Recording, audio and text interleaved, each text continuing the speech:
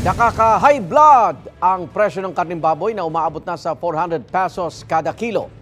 Live mula sa Marikina City, may unang balita si EJ Gomez. EJ!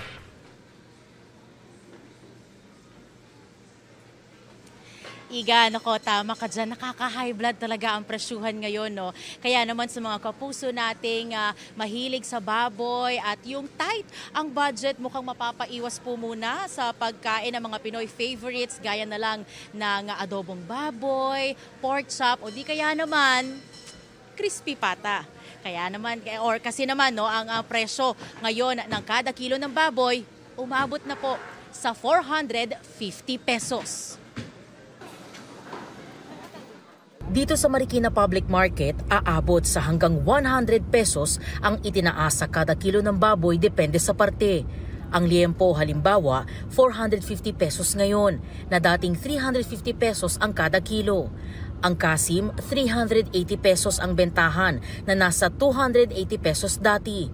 60 pesos naman ang itinaasa kada kilo ng pork chop na ngayon ay nasa 380 pesos. Sa ribs, 80 pesos ang dagdag presyo. Mabibili yan ngayon sa 400 pesos. Ang kada kilo naman ng pata, 300 pesos na dating 250 pesos lang. Ayon sa mga nagtitinda, konti ang nag-aalaga ng baboy. Kaya mahal. Tsaka mahal talaga ngayon. Mahal ang ng supplier. Shorted daw po yung baboy ngayon, kaya tumataas po yung baboy. Wala pong makuha po na tawid dagat. Opo. Tapos nagsasara po yung ibang farm gawa ng naubos na daw po yung baboy. Matumal nga raw ang bentahan sa ngayon. Bilang diskarte, arawan din daw silang gumagawa ng ibang paninda gaya ng tosino at longganisa para pandagdag kita.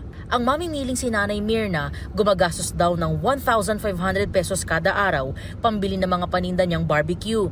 Ang kita niya sa pag-iihaw, umaabot lang daw sa 500 pesos o kung minsan mas mababa pa. Pahirap din ang pahirap. Siyempre, pataas ang pataas eh. Nagkukulang. Yung alin po? Ang budget. Tanong ng mga mamimilit nagtitinda, kailan daw ba magsisimulang bumaba ang presyo ng baboy?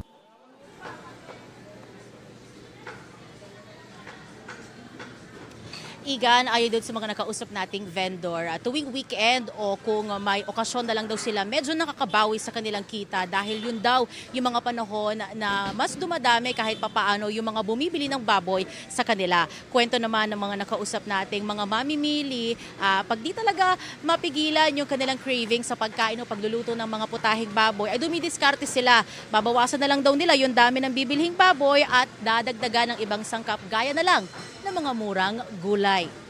At yan, ang unang balita mula rito sa Marikina City. EJ Gomez para sa GMA Integrated News. Igan, mauna ka sa mga balita, mag-subscribe na sa GMA Integrated News sa YouTube para sa iba't ibang ulat sa ating bansa.